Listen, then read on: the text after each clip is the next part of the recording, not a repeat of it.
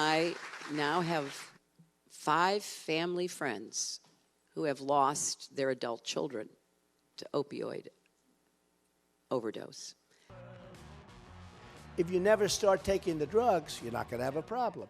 And when we make it so hard for them to get into the country, beyond even New Hampshire, because we're going to have that wall is going to be so big and so strong and so powerful, and we're going to have our border guards.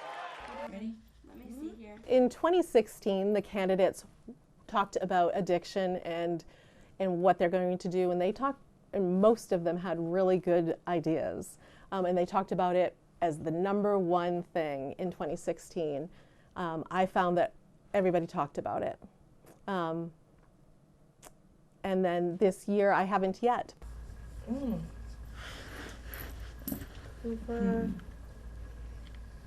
He's smiling.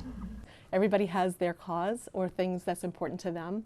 And in New Hampshire, we are losing, more than a person a day, and we have been for many, many years, to substance use disorders. I honestly just want to see change and people be proactive rather than reactive, and I feel like every 4 years it gets talked about and then it gets lost. We don't really do much with it, and something needs to change, because this should be like one of the top priorities. There's so many people dying, there's so many people struggling. The next 4 years cannot continue the way that it has been, because it's gonna be so bad.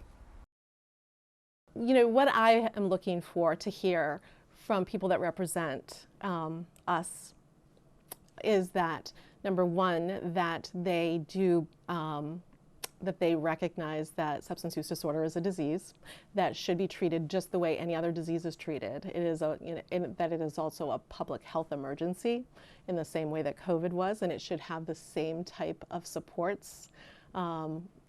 And that it's a stigmatizing, discriminated disease, and that they are not going to punish people that have substance use disorders. And he's like, Cardi B. I'm like, oh my God.